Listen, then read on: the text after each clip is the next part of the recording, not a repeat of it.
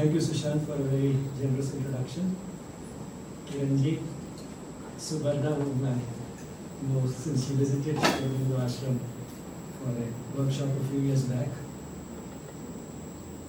Faculty members, and last but not least, my dear boys and girls.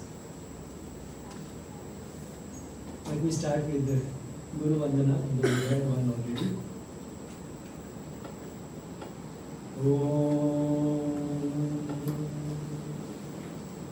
ध्यानमूलं गुरोर्मूर्ति पूजामूलं गुरो पदं मन्त्रमूलं गुरो वाक्यं मोक्षमूलं गुरो कृपा.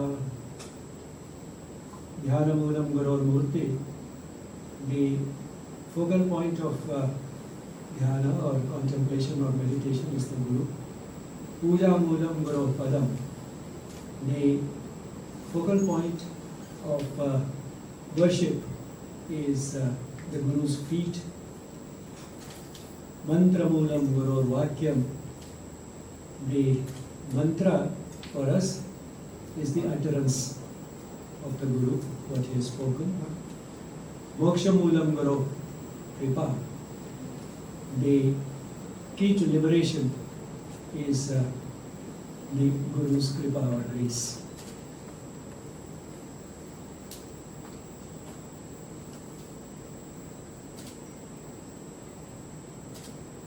When I was asked to speak here, I thought this was a good opportunity to visit this beautiful upcoming university, and my expectations have been fulfilled when I find this sprawling campus serene and aesthetically very pleasing. And I'm glad that I was provided this opportunity for being here to inaugurate this course on integral yoga in relation to health particularly.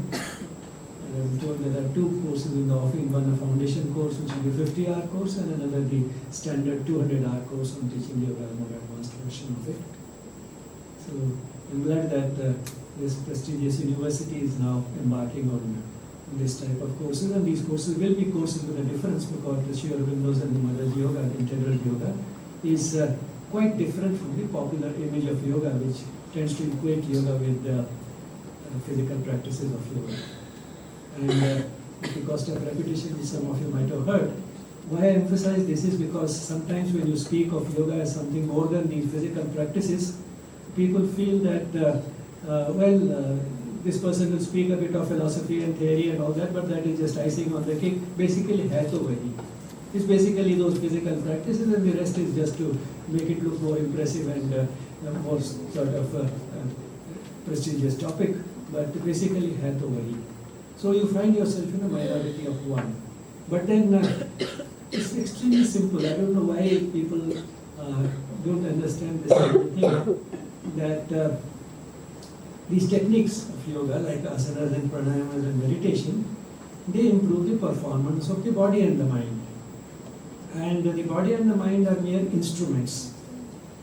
While improving the performance of the instruments is good and necessary, but it's not sufficient. For example, a knife is also an instrument. With the same knife, you can chop fruits and vegetables, but one can also stab somebody.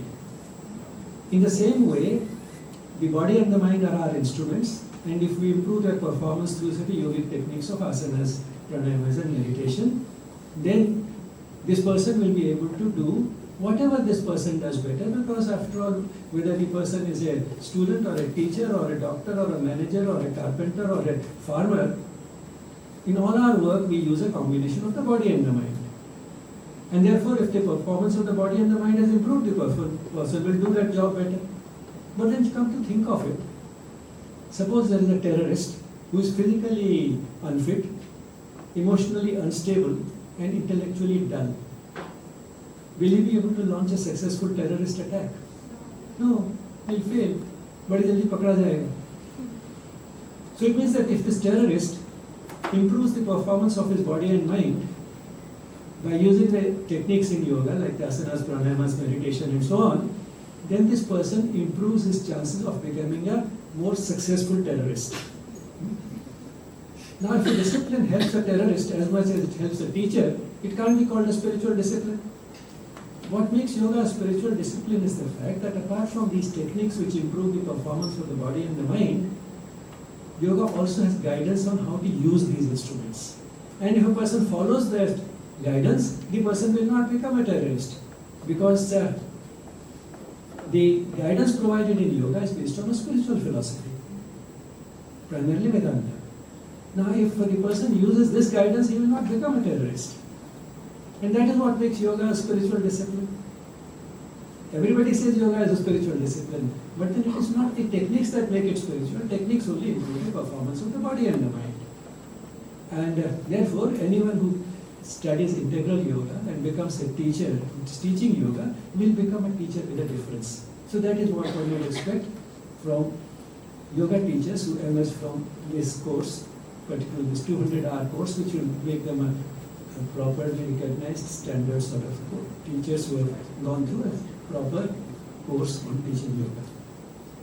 But then I was told that I should not only speak in relation to the inauguration of the course, but I should also try to align it with G20. Now, to talk about yoga integrated with health and also with G20 seemed rather difficult, but then anyone who has been a disciple of Shri Aurobindo and the mother, for that person, the gurus make it easy.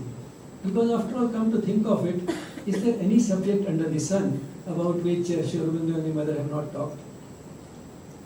And particularly when it comes to the intellectual aspect of things, Shri Aurobindo has not only talked about every subject under the sun, he has given it a very unique and timeless spiritual orientation. And that's why it is not really difficult. So what I'll try to do is to link these, and in fact linking it with G20 is what gave me the idea for the title, Breaking the Barrier Between the Material and the Spiritual. Because India, is a spiritual country. Shri Aurobindo has not only talked but shown in great detail in the foundations of Indian culture, now available under a different title, I think the Renaissance in India and other essays on Indian culture. And that volume has expanded a bit and the title has changed. But anyway, that is the book on Indian culture that Shri Aurobindo has produced through his articles in the Arya.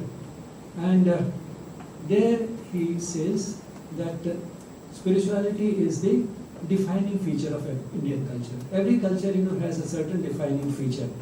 And the defining feature of the Indian culture is spirituality. And that he illustrates by showing how spirituality permeates every aspect of Indian life and Indian activity. So he has shown how it permeates our art, our music, our dances, our architecture, and even our politics. So spirituality permeates every aspect of Indian life, and that is the defining feature of Indian culture. Now, if spirituality is the defining feature of Indian culture, what is G20? G20 is a group of 20 countries which are working for economic cooperation. Now, economic cooperation is about money and trade, which is completely material. So, India is a spiritual country, and it is part of a group of countries which are working for things like trade and money, which is all material. And on top of that, this year, our country is the host country for G20, and our Honorable Prime Minister Narendra Bhai Modi is the President. Now, how come this combination of material and spiritual? This surprises us a bit, because somewhere in our minds we still feel that there is a dichotomy between the spiritual and the material. We see them as separate. Spirituality is something otherworldly, and because of various obligations and compulsions, we are in this world, therefore there is no time for spirituality, we can postpone it to old age. That is one of the popular views of spirituality. On the other hand, material, yes, material is all the work that we do, and we do it to make a living and so on and so forth. So that is material, and that is where the type of life in which much of our life will be spent. So this is the type of dichotomy that we have in our minds, and that is why we see how come a spiritual country becoming the president of a group of countries which are working for economic cooperation. This dichotomy in our mind is primarily because of the way India has looked at spirituality in the last 1,000 years or so. And on top of that, it does not correspond to our everyday experience. So our everyday experience seems to confirm this dichotomy. Because after all, when it comes to material, we can see it, we can feel it, we can calculate it, so we can calculate money, we can count money, we can we know our bank balance, and so on. So that is something which is very concrete for us. Whereas what is spirit? Yes, vaguely we may know that, well, it is the all-pervasive presence of the divine, but where is it? We don't see it. It is something theoretical, and something otherworldly. So there's a contrast between the certainty with which we see what is material and the vague sort of, at the most, a vague awareness that we have of what is the spirit. So because of this contrast, we can't see the two. And on top of that, during the last 1,000 years or so, this idea that there is a dichotomy between worldly life and spiritual life is meant only for a select few who renounce the world, go away to the Himalayas or to a cave and sit and do something otherworldly in pursuit of God, or whatever it means. So these are the people who lead a spiritual life. For the rest of us, it is spiritual, worldly or material life. So this dichotomy has taken root during the last 1,000 years or so. And 1,000 years is a long time, and it's difficult for us to get rid of it. Although, if you look at the recent great men and spiritual teachers that we had in the recent past, you find that they have worked hard to abolish this dichotomy. Shri and the Mother were among the pioneers, but then if you look at Swami Vivekananda or Mahatma Gandhi or Rabindranath Tagore, they have, and many of the recent spiritual leaders and teachers, they are all talking of the same thing, that there is no dichotomy. A person living a life in the world can also bring in spirituality into his or her life. That is what they are talking about. But then something that has been at the sort of has taken hold of our psyche in the last 1,000 years or so will not easily go away. So on one hand is the practical experience of something concrete which is material and something which is very vague, which is spiritual, and on top of that this idea of this dichotomy having taken root in our hearts and minds over the last 1,000 years. The result is that this dichotomy we see, and therefore we see this conflict as if between India being a spiritual country and on the other hand being the president of a group of 20 nations working for economic cooperation. But then this is not how it always was. Let me start with one basic concept, and that is how this world came into being. Now you'll say that now he is going astray. Kahan se kahan jump kar raha hai. But there is a reason why I am doing that. Before the material universe existed, after all there was something there, and that something was something that has always been there and will always be there. It's imperishable and constant, and it was there. That is a given in all spiritual philosophies. That's the root of all spirituality, that something existed before anything else existed. But then the material universe didn't exist, so it was a non-material entity. And that non-material entity knew everything and could do everything. Knowing and doing are a part of what we call consciousness. So what existed was a consciousness. And this consciousness was the supreme consciousness because it knew everything and could do everything. Call it by any name, call it God, call it the divine, or call it by any other name, but it was that entity which was there. But it was a non-material entity. Now since it could do everything, one day it decided that there should be a material universe. But then although it could do everything, for creating a material universe at least you need some material. For example, if you tell a carpenter to make a table or this podium, you have to provide wood. So wood is the material, carpenter is the creator, and this podium is the creation. Now here the creator was there, who wanted to create the material universe, but had no material available. But then this creator could do everything. So what it did was, it itself became the material. It could do that also. So the creator became the creation. So in that sense, who was the first barrier breaker?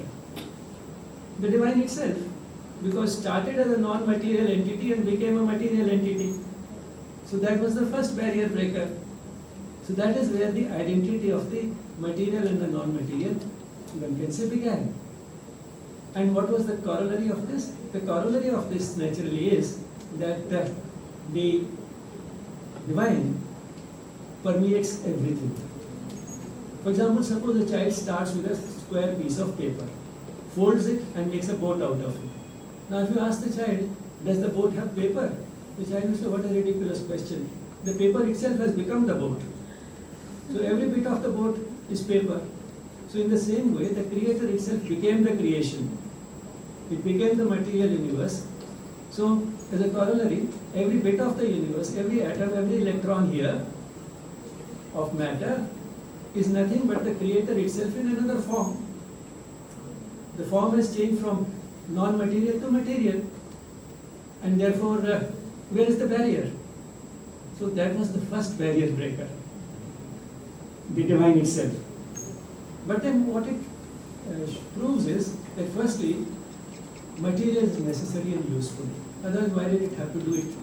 Which means that for doing certain things which the divine wanted to do in this world, that firm material base was important. It was necessary, and it has served a purpose. So therefore, material is not to be rejected as something of an inferior order. It's just that the supreme consciousness is somewhere hidden in it. It is dormant, but all the same it is there. It is the same supreme consciousness which has taken this form. The one who knew everything and could do everything has taken on an appearance which seems to know nothing and can do nothing. But it is only an appearance, an outer appearance. And secondly, that this material is nothing but the divine itself. It's another form, and therefore it has to be looked at with the same respect. As Shri says in his Upanishad, Jagadapi Brahma Satyam na Mithya. Jagadapi Brahma, the Jagat or the universe is also Brahma. It's also the divine. Satyam na Mithya, therefore it is truth. It is not a Mithya or a falsehood or an illusion.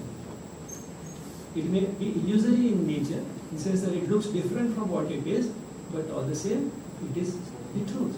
Because the universe is also nothing but the Brahman itself. Jagadapi Brahman Satyam na Mithya. And the third thing is that it is not all just sort of something which we have created out of sort of as a result of an intellectual exercise in philosophizing. Indian philosophy is not based on speculation. It's not purely a mental exercise, unlike much of Western philosophy. Indian philosophy is rooted in experience. We start with experience and then we try to make more sense of this experience by fitting it into a philosophy. So philosophy is secondary, it comes after the experience. And this philosophy which I am talking about, which is primarily Vedanta, the creator becoming the creation, this philosophy is rooted in the experience of the rishis, which we find in the Upanishads. And in our tradition, it's not that the Upanishads are a set of books which were created thousands of years ago and after that it stopped. In the Vedantic tradition, anybody has the freedom to go on a spiritual quest even today and try and acquire your own insights. And then if you feel like giving a shape to your experience, you can give it a shape in the form of words and it will become one more Upanishad. So it hasn't stopped with certain, even today there are more than 100 Upanishads which still exist, which have survived after thousands of years, and 10 of them are considered the principal Upanishads, but that has not stopped anyone else from creating another Upanishad, and Shri has done it. He has one Upanishad in the Sanskrit language, all one, from which I quoted Jagadapi Brahma Satyam na Mithya. And if you look at it, what is the life divine? It's a combination of an Upanishad and philosophy. It has both. It has the experience and it has he has woven it into his own version of Vedanta, which we can call in this term, a very noted scholar has used, David Frawley, he has used this term, integral Vedanta. He calls it integral Vedanta, which you find in the Life Divine.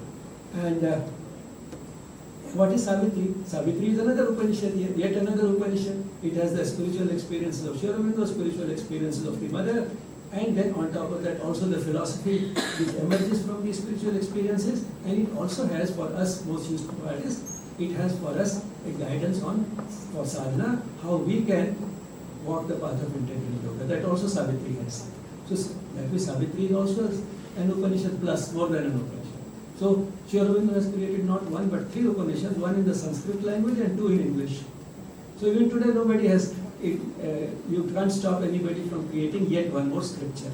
That is the type of free and liberal tradition we have. You can question the spiritual masters who created the Upanishads, say I don't trust them, I want to go on my personal spiritual quest, you can do it and create one more Upanishad. So that is the type of freedom that we have. That's the beauty of this culture.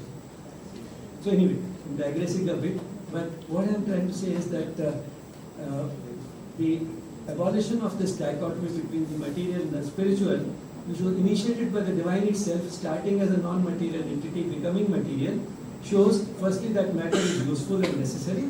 It can do certain things which a non-material entity cannot do. That's why the divine created it.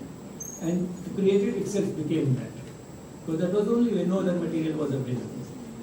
Then second thing that it shows is that the two are the same. The material is the same as the divine itself.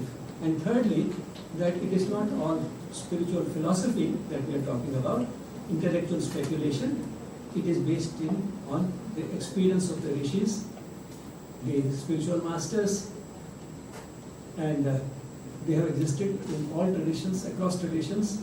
In the Hindu tradition we call them the rishis, in the Islamic tradition we call them the Sufis, and in the Christian and Judaic tradition we call them the mystics. So they existed across traditions, across geographical barriers, across periods of time. They existed they have been there thousands of years ago, and they continue to be there even today. Even today no rishis can be born. So that is something which is rooted in experience. At any point in time, people who go to the level of acquiring that experience will be only a few and far between. That is true. But then a few will keep emerging from time to time as they have been for thousands of years. That will keep happening. So this is sort of the breaking of the barrier. But then what are the practical implications of it? Okay, this is not all speculation. It is rooted in experience, but experience of a few and far between rishis and the mystics and the Sufis and so on. But what are the practical implications for ordinary people like us? Firstly, that first thing that has a practical implication is that there is no real dichotomy between worldly life and spiritual life. Because the two are the same, this world is also the divine itself. Secondly, that there is no dichotomy is also not theory. Because India has done it in the past. This idea that the two are separate started emerging around 1,000 years ago, probably around 2,000 years ago. By 1,000 years ago it was deeply entrenched, and it was further accentuated by slavery. So became even stronger by the time we became independent. Not only this idea became stronger, but it also was covered with a lot of ignorance because of the damage which particularly the British did to our system of education. So the result was that that idea got fossilized. The idea of a dichotomy which had been growing over the last 1,000 years or so, that got fossilized and got deeply rooted. But then one thing remarkable you'll still see, that the basic fact that spirituality is the soul of the nation, that is the defining feature of Indian culture, even today it persists.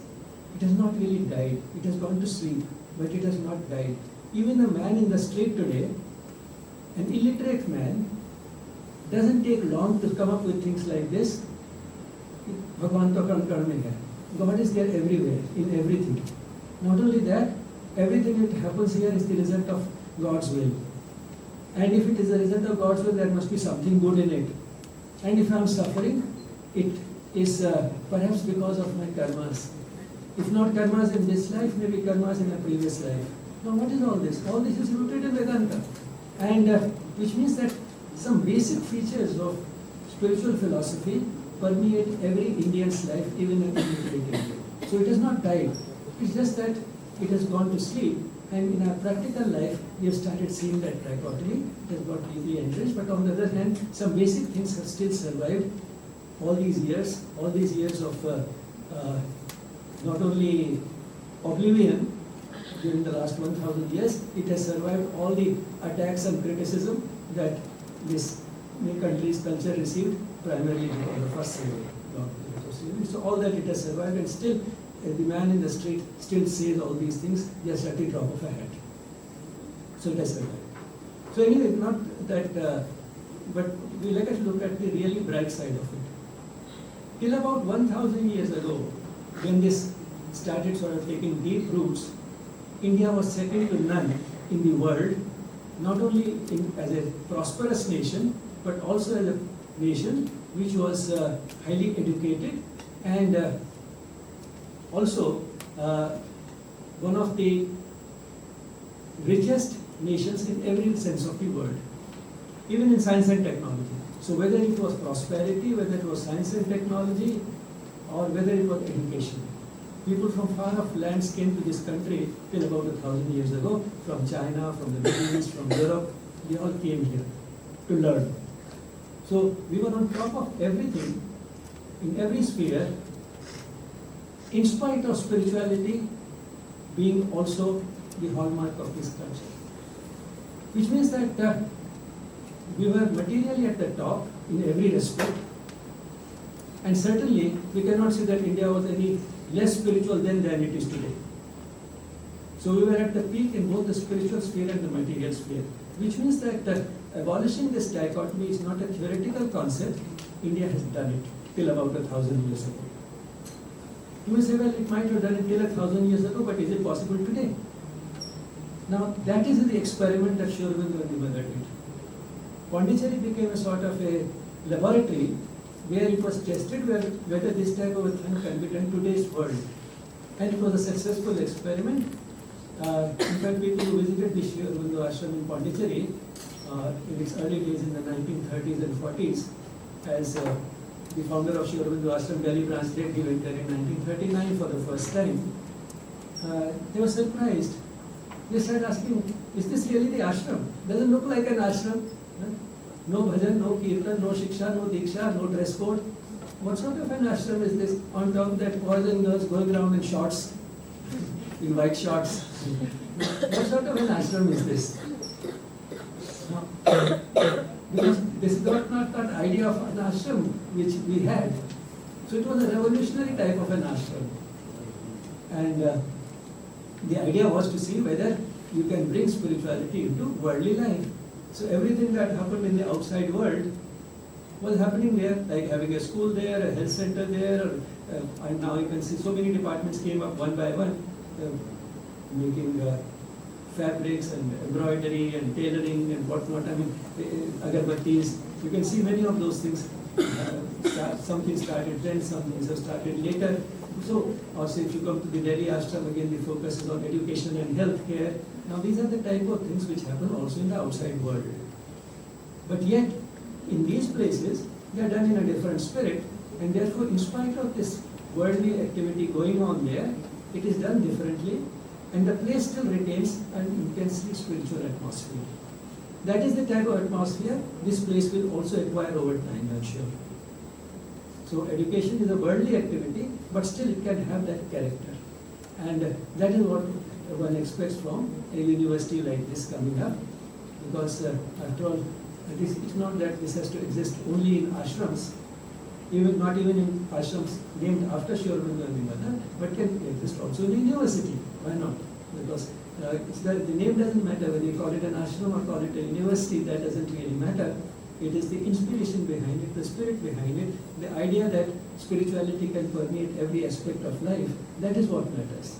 So, it had been done in India till 1,000 years ago, and it can be done also in today's world. That is what the Pondicherry experiment demonstrated. Now I might say, well, it was possible then, it is possible now, but then what do we get out of it?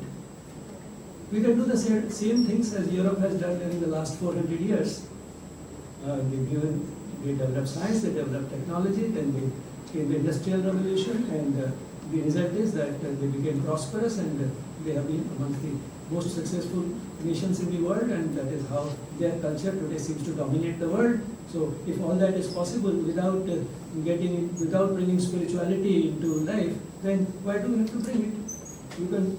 India was at the top of the world when it was spiritual. Europe was at the top of the world. Europe and North America have been at the top of the world in the last few hundred years. So, if it can be done with spirituality and without spirituality, why do we have to bring spirituality into it? Now, firstly, if we talk about the Western experiment, we call it an experiment over the last 400 years or so, yes, they went through the dark ages and then came the Renaissance, and the Renaissance, during the Renaissance, rationality was placed on the highest pedestal, and that's how modern science and technology developed, and the rest followed. That is true. But then, when they placed rationality on the pedestal, and it gave this resounding success within a relatively brief period of a few hundred years, which came to dominate the culture all over the world to some extent, there was this euphoria created that why not use the same tool of rationality to solve the problems of human existence, like misery and suffering. Samsara is dukkha, that's what Lord Buddha said. So that has been a fact which has existed for thousands of years again. That is again not something new. So they said, why not bring that to solve these problems? Science and technology by itself did not do it. That was quite obvious. Because the division between the rich and the poor, and therefore cruelty, misery and suffering, that continued even in Europe. So then they pressed this tool of rationality in other spheres. Let's take one important sphere in which it was pressed, and that was politics. That's how they got two alternative systems of government, communism and democracy. They also came up a little after Renaissance, during that period. Now, if you look at both these contrasting systems, they are both very well intentioned. The intentions are to wipe out misery and suffering from the world. And they are also both very rational. Who can argue with the argument? Who can argue or sort of say that there is anything wrong with the concept of handing over the power to the people, and the people elect their own representatives, and that runs the country? That is democracy. That's how you can bring equality into the world, if you hand over the power to the people. And the other side is that you have a system in which the government has the upper hand, but the government works on the principle from each according to his capacity to each according to his needs. Now, who can have an argument with that? That's how you achieve equality. That is what communism is. But then, as Shri has said very beautifully in the human cycle, that the three basic ideas which both these developments actually cherished were enshrined in the slogan of the French Revolution: liberty, equality and fraternity. And there is an internal contradiction between liberty and equality. If you give too much liberty, you cannot have equality. And that's what happened in democracies. And if you try to enforce equality, you will have to take away liberties, which is what happened in communism. And both these experiments therefore failed. But then the key word is fraternity. Now fraternity means brotherhood, universal brotherhood and sisterhood. Now that is the key. If you can have that, then liberty and equality will automatically both follow. Because I can't be well fed myself and keep my brothers and sisters starved, so equality will be there. I can't be myself free and keep my brothers and sisters in chains. So automatically, liberty will be ensured. You'll have both liberty and equality if you have fraternity. But then, at the present level of consciousness of the human race, true fraternity is not possible. So the root cause of all human suffering is the level of consciousness, the human consciousness. And till that goes up, we'll keep trying all different solutions, including those based on rationality, and they'll all fail. But in these failed experiments, again in the same work, Shri says, Human Cycle and the Idea of Human Unity, they are a twin work. In one of these he says that all these failed experiments would have taught the West a lesson. What is the lesson? That rationality does not work. It cannot solve the problems of human existence. So from these failures, the lesson that they will learn will teach them to look at something which is higher than rationality. And then where will they look? They look to India. They look to ancient Indian wisdom. That is where you find the true key to something higher than reason guiding your life. That is what spirituality is about. Spirituality is something higher than reason guiding your life. That will be one way of looking at spirituality. And that is why the West is so highly receptive to, has been so receptive to ancient Indian knowledge. And in that sense, Swami Vivekananda's visit to Chicago in 1893 can be considered a sort of a landmark. It was a landmark in this area. Europe had become quite receptive, and that is why he was so well received in 1893. And from that point onwards, there has been no looking back. The interest in ancient Indian wisdom has been growing in the West exponentially since then. So that is why they are highly receptive to our wisdom. So what do we get out of it? That's what I started with. What do we get if you can progress materially when you are spiritual as India did 10,000 years ago? If you can progress materially keeping spirituality out as the Western world did during the last few hundred years, then why do we have to bring spirituality in? Material progress is possible both ways. Material progress may be possible both ways, but ultimately what we want is happiness. What we want is wiping out misery and suffering from the world. That does not happen with rationality. That can happen only with spirituality. And that is why India was a happier nation. Even till 1,000 years ago, we were not only top on the material sphere, we were a much happier nation than what the West became when it founded its material progress only on rationality. So we were a much happier nation. We were a much happier society. So ultimately we want happiness. And why does that happen? That happens because when you bring spirituality into your everyday life, there are a few things that happen. One thing is that you start making choices in life which are based on love. Because you're responding to your inner voice coming from your soul. If you reject the soul, you can't listen to the voice of the soul. And rationality does not have any place for the soul. The materialistic way of looking at the life, as Europe did during the European Renaissance, does not have any place for the soul. One of the early scientists, Pascal, he said that, well, God may be there, but I have no place for him. I don't need him. Something to that effect. So it has no place. So where was I?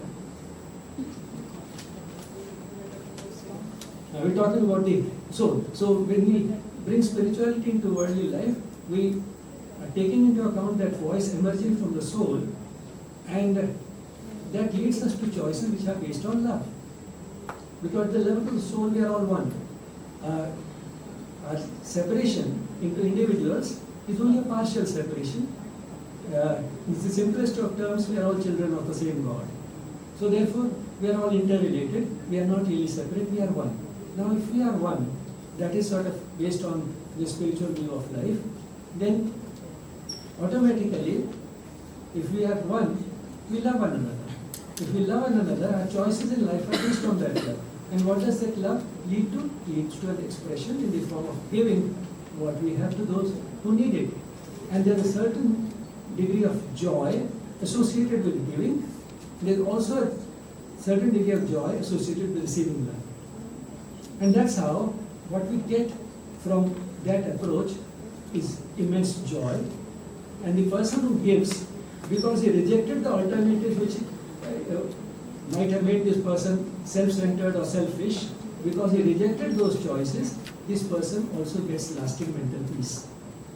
In contrast, if he responds to those choices which are based on selfish, egoistic considerations, this person does feel a little guilty, feels uneasy, gets recurrent uneasiness. So instead of this guilt and recurrent uneasiness, the person gets the joy of giving and lasting mental peace. So that is what we get as individuals. And what do we get as a society? We get a society which is a happier society, a society in which there is less of suffering. So it helps the individual and it helps the others. Now, this is a good opportune moment to also link it to health, because when a person gets joy and lasting mental peace, repeatedly as a result of the choices that the person is making, the person has good mental health. And now the mind-body relationship is on a sound scientific footing, and we know that if the person is happy, he is more likely to be also healthy, and if this person falls sick, then this person is likely to recover faster and more completely. So it gives good health. So the person is happier and also healthier. Now we sometimes look at health in isolation. If I do these physical practices like asanas and pranayamas and so on, I become healthy. Now that neglects the fact that one cannot be truly healthy just by doing these techniques. For being truly healthy, we also need to be happy. In fact, it is mind over matter in this area. You can take care of all the physical factors like exercise and diet and so on. Smoking, drinking, sleep, all those physical factors have some importance.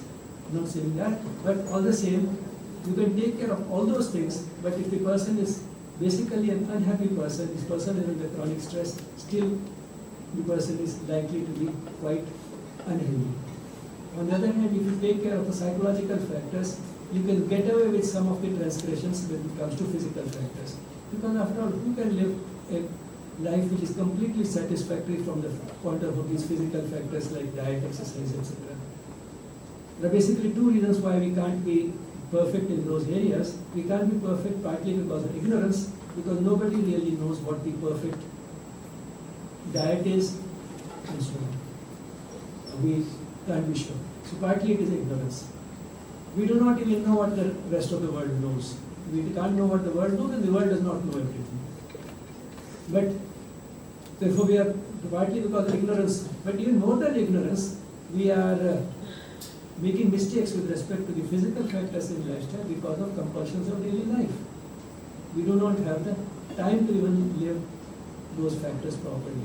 We don't have time for exercise, we don't have enough time to sleep, and sometimes we want to eat in a hurry, and therefore there's no time to even eat a healthy diet. Healthy diet takes time, more time also to eat. You have to eat it slowly, and it is more difficult to chew. It takes longer to eat a healthy diet. So who wants to eat a diet which is less palatable and takes longer?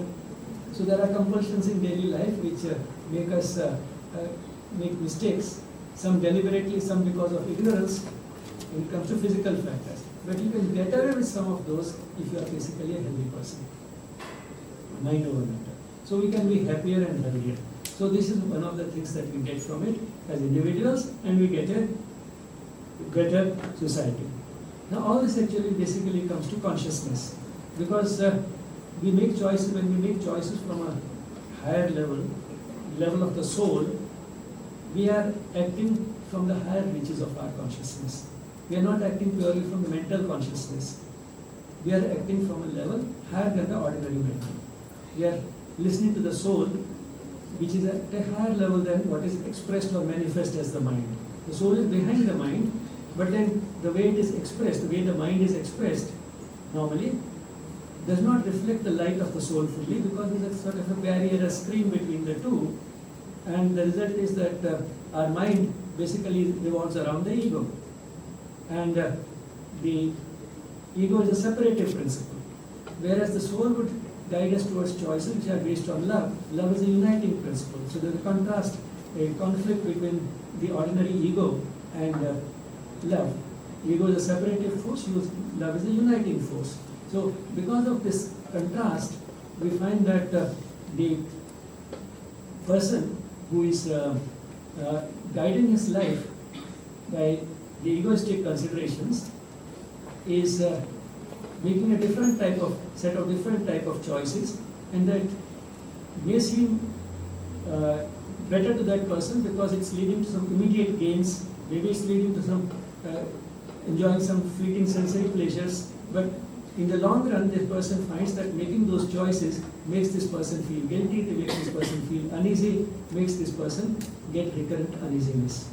In contrast, the person who is making those choices from a higher level of consciousness, higher than the ordinary mental, is making choices which are based on love or a stretched out ego, which means that is now he's looking at his self as a wider self. It has the sphere of his ego has expanded and stretched, which you can look at it either way.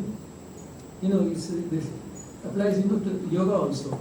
Yoga, first you learn to relax, then you learn to stretch, and then comes the strengthening. So here also, first you relax the ego. It's not only about yourself, you make it a little diffuse and relaxed. And then you expand it, stretch, include more and more in that circle. And if this circle keeps expanding and you include everyone, then where is the boundary? Then there's no boundary, the boundary is, so that is what the collapse of the ego barrier has been called. It collapses first through relaxation, then stretching, and then full expansion. So that is the way it goes. Anyway, so this person has acted from a higher level of consciousness.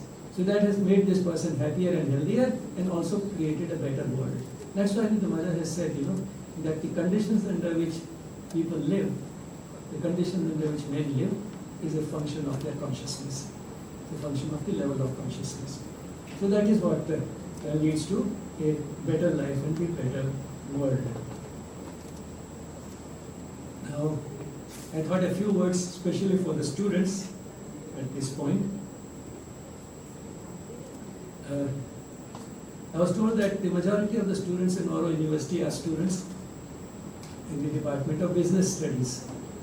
So let me see, out of those who are here, how many are in business studies? Very few. So the majority of the students in the university are in business studies. Majority of the students in this hall are not from business studies. Which means that people in business thought, हमें क्या करना जाके हैं, वहाँ तो spirituality की बातें होंगी. So they did not see that, they still saw the dichotomy and decided not to come. In contrast, those who came were the ones who belonged to the departments where probably these courses will be happening. So the teacher said, आना तो दे. Kiran ji said, teacher ने कहा आना तो इसलिए आ गए. So that's how you turned up here. But then if you come to look at business in broader terms, today everything is a business. Education is business, health is business. We started talking in terms of the health industry and the education industry, business. Now, why have we started calling this? These are noble professions. How is it that in this country where nothing was a business once upon a time, because spirituality permeated everything, today everything has become a business? What is the contrast? The contrast is that when spirituality permeated every aspect of Indian life, the life was founded on 4 basic pillars. That's the simplest way to understand. What were those 4 pillars? Kama, the desires. Having some desires is legitimate. Second was Artha. Artha is the means for satisfying those desires. Money and whatever other resources are required for satisfying those desires. To procure those resources, even to accumulate them to some extent, was all permitted. Artha. But the third pillar was Dharma. Dharma is not religion. Dharma means the sense of right and wrong. Which means that fulfill your desires, accumulate the resources for satisfying those desires, but within the framework of what is right and wrong, not any which way. And why was it necessary? Because the ultimate aim of life is moksha. That was the 4th pillar, which is liberation. Now, though moksha is not only after death, there is certain type of liberation which is possible in this life, in this world. And what is that liberation? The liberation is from the normal bondages of which are rooted in the ego. Like, say, first one is desires. So you're starting with desire, and moksha, you are eliminating the desires. That in fact is true liberation. Because so long as you are ruled by desires, your life is dominated by desires, you are not free. Which means you are dependent upon certain things and certain people for your happiness. All dependence is lack of freedom. Whereas the aim is to overcome dependence on people and things. So how will that be possible? That will be possible if you fulfill your desires and accumulate the means to satisfy them within the framework of right and wrong. This is something which even rationalists have realized without going deep into spirituality. It was Milton who said that no good man became suddenly rich.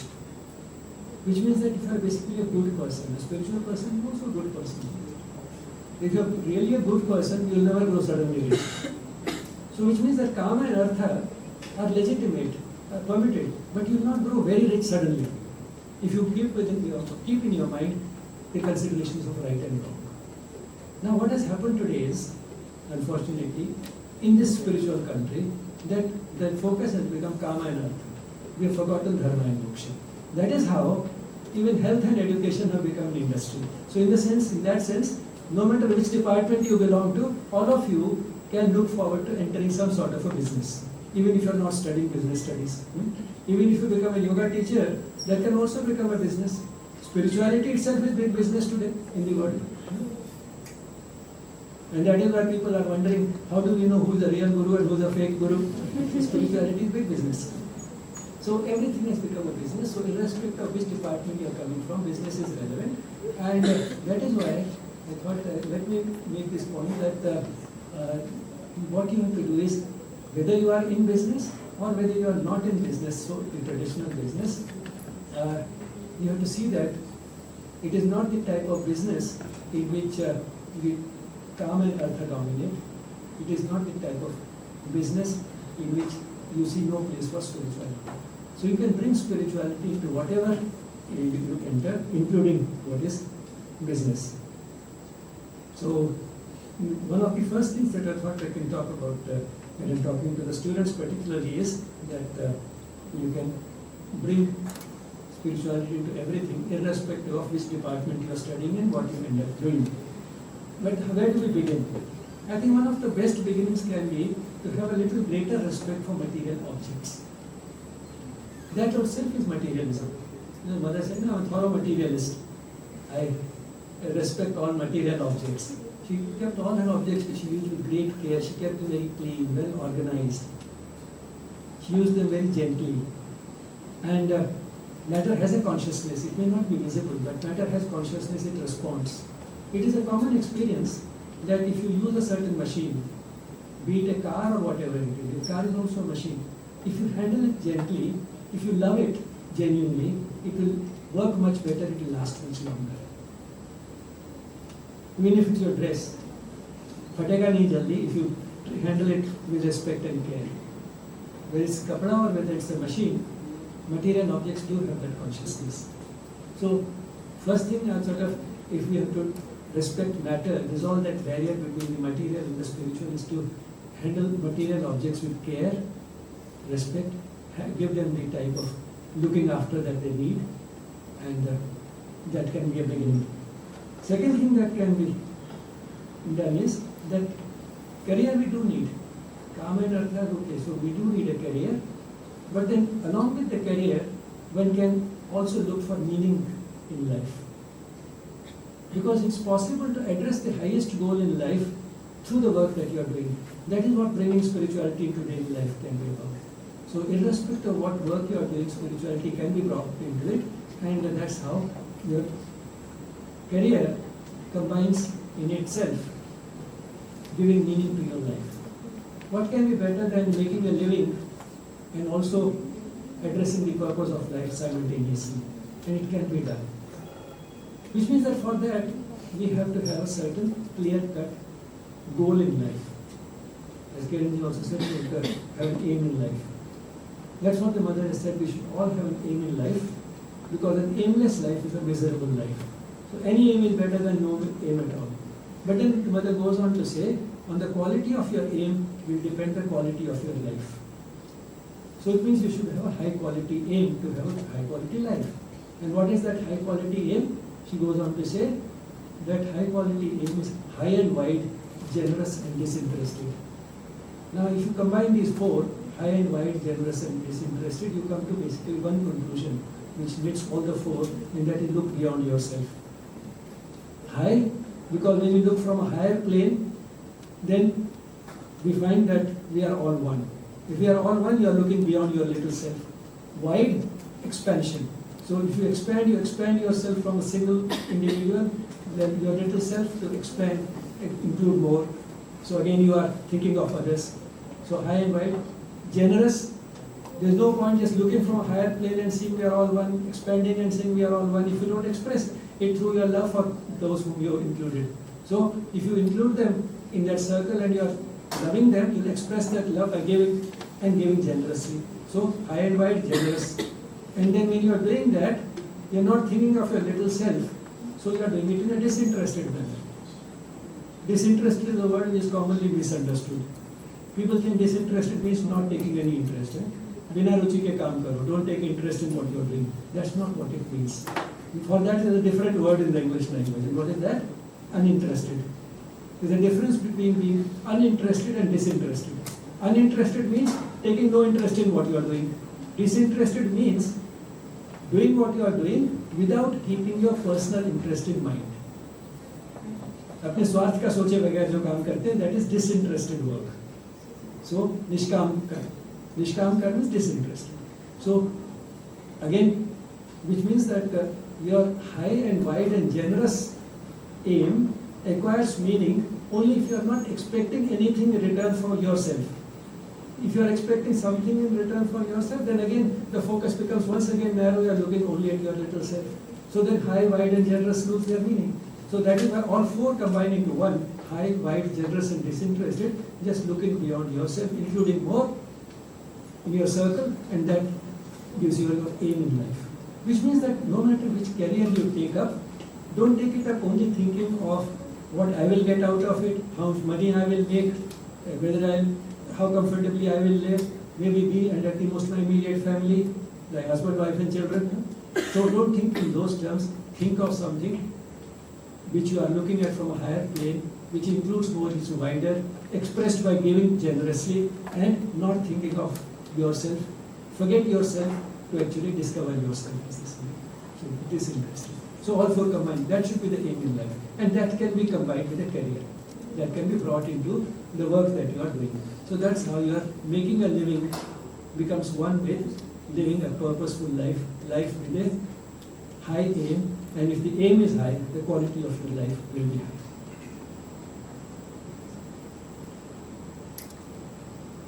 Now you may say that, well, if we do that, then there could be difficulties. Yes, difficulties will be there. Difficulties from outside and difficulties from within. Difficulties from within because we are still primarily rooted in the mental consciousness, and therefore sometimes you will feel that probably what I am doing is not in my best interests. That sometimes that feeling will be there. And there will be difficulties from outside. You will feel you are the odd one out. Not many others may be living a life like that, so you will feel I am the odd one out. And that itself makes us sometimes uncomfortable at the mental level of consciousness. We have to learn to be the odd ones out. And for that you need a courage of conviction. You will be the odd ones out. It's quite possible. Ramesh says that heaven's call is rare. Rarer are those who respond to it. So in any case, not many get the call, and those who respond to it are rare. So you will be rare, and what was why that has happened? Again, Shri says in Savitri somewhere, to be like everybody else is what most people want. So you don't want to be the odd one out. So then you have to have that courage of conviction to be the odd one out. Otherwise, you will be as miserable as the rest of the world is. It's as simple as that. So, firstly, you will be the odd ones out. Secondly, you will be criticized. You will be criticized by those who are your well-wishers, your friends, your relatives. They all criticize you. Sometimes they'll say that you are wasting your education. Sometimes they'll say that you are being stupid. And they are your well-wishers. Why will they say it? Because you see, the way they look at you, things, depends on the level of their consciousness. And the majority is living at the physical, vital level, and at the most at the level of the unrefined mental, the crude mental. Now the crude mental has a tendency to calculate. You can calculate the bank balance, but you cannot calculate consciousness. You are rising in consciousness, by how many meters or kilometers or kilograms consciousness has gone up? You can't measure it. You can't measure joy. How many kilos of joy? You can't measure it. How much of lasting mental peace? You can't measure peace. So you are getting intangible benefits which from the ordinary mental consciousness cannot be seen. And that's why even your well-wishers who are thinking in terms of concrete terms, they will call you sometimes that you are not doing the right thing, sometimes call you stupid and so on. So that will also happen. You will be criticized. So you should be prepared for that. But then it's only one who is at a higher plane can understand those who are speaking from a lower plane. The person from the lower plane, for that person it is difficult to understand what is happening at the higher plane. So it becomes your duty to understand them, see the intention behind it. The intention is good, they love you, but then the love will be expressed from the level of their consciousness, and majority lives at that consciousness, physical, vital and the lower mental. Majority lives at that level, and therefore they will consider you stupid. For example, I mean, Shri Aurobindo, when he gave up his IAS career, he didn't want to do IAS and came back, he would have received the same type of criticism if his father had been alive. Somehow nature ensured that he should be able to do what he wants to do, Shri Aurobindo wants to do, and therefore took his father away before he arrived. He gave up his IAS career. After being at Baroda, he could have lived in luxury. He was getting a fantastic, fabulous salary of around 500 rupees a month, which was a fabulous salary those days. He could have lived in luxury as a teacher at Baroda, not an IAS officer. That also he gave up. So now when he went on giving up one thing after another, accepted 1/3 the salary that he was getting to come to Calcutta as the principal of National College. Gave up even that the salary at National College within a year so that he could be full-time in the freedom struggle. So he went on giving up one thing after another from the point of view of mental consciousness. To go on giving up one thing after another would be considered something foolish. But then he was coming from a higher plane. So you have to, at the higher plane have to understand. Those who are looking at the ordinary mental plane will not understand. That famous prayer of the Saint Francis of Assisi that says, "Lord, grant that I may understand rather than be understood." Don't expect to be understood, you have to understand if you are acting from the higher plane. So you have to be prepared for being the odd one out, you have to be prepared for this type of criticism, and you just have to be sure that you are doing the right thing. So nearing the end now, the time is also probably already running out. So let me now again come to G20. Now G20 is about economic cooperation. One word I think which needs to emphasize here is cooperation. To move from being self-centered as an individual only finds at the national level an expression of being self-centered at the national level. Now here there is a group of 20 nations talking about cooperating rather than competing with each other, competing with one another. That itself is a big advance. That is one little step towards spirituality even within that economic sphere. They are talking of cooperation, not competition. Cooperation comes from a higher level of consciousness than competition. Survival of the fittest, which is about competition, was at the early stages of evolution. At the later stages, particularly from human being onward, it has been replaced by survival through coexistence. Coexistence has replaced competition, and cooperation belongs to the field of coexistence, not competition. So that itself is a big advance. So when Shri Aurobindo talks about the human unity and eventually having a world government, when he talks about that in the idea of human unity, he says that the future of the world is in human unity, which will be not through military conquest, that one powerful country conquering the others, but it will be a psychological unity. It will be based on a psychological unity. Now that psychological unity would be based on a spiritual foundation. It would have a spiritual foundation. It is because of the oneness that we feel in spite of the differences, and therefore these differences and diversity will be respected. While retaining and respecting this diversity and differences, there will be a unity inspired by a sense of oneness. So it will be based on psychological unity. And we saw that some preliminary shuffling experiments in that direction have already started, and they were going to fail, that also he had foreseen, but all the same these were steps in that direction. And what were those? The League of Nations, the United Nations, And today, if he had been there, he would have also seen groups like G20 in the same light.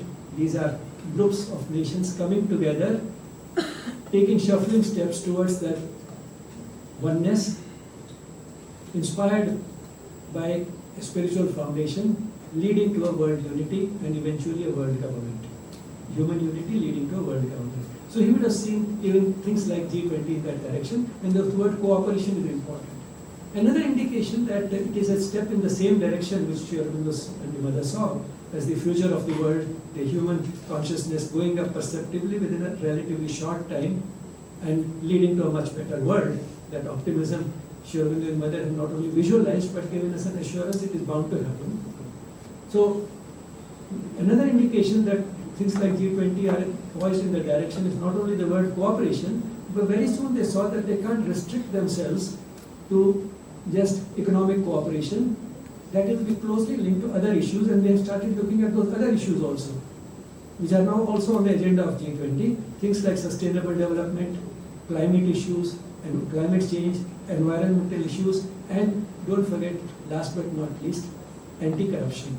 They started looking at corruption as also one of the topics which is linked closely to economic cooperation. The countries should cooperate so that corruption which is possible because of, say, people making use of the boundaries between countries for economic offenses, that can be prevented if the countries cooperate, keep their selfish interest out, and help one another. These countries help one another in preventing the type of corruption which requires these geographical boundaries. So we break down those boundaries to prevent this type of economic crimes, corruption.